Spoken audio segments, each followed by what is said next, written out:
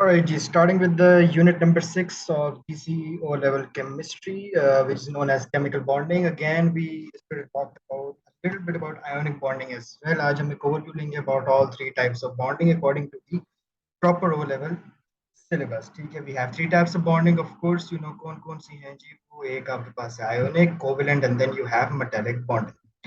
By definition, chemical bonding is the forces of attraction which keeps atom together. Now we have three types: ionic bonding between metals and non-metals, covalent bonding between two non-metals, and metallic bonding between metals.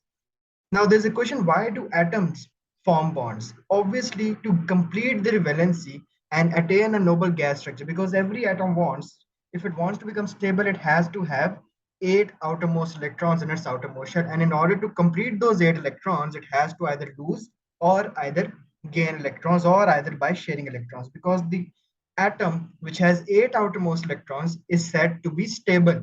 The atom which does not have 8 outermost shell electrons, वो stable नहीं होता. That is called unstable. So they all want to attain a noble gas structure because we call those noble gases and the group 8 elements as stable.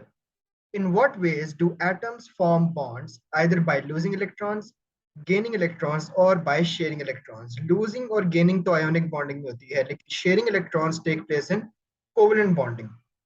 Atoms generally follow two rules during bond formation. One is the duplet rule and one is the octet rule. ये हमने एक दफा discuss भी किया था कि duplet rule तब होगा of course when it wants to complete 2 electrons, and octet rule है जब वो 8 electrons उसने complete करने हैं. So this was the basics of chemical bonding.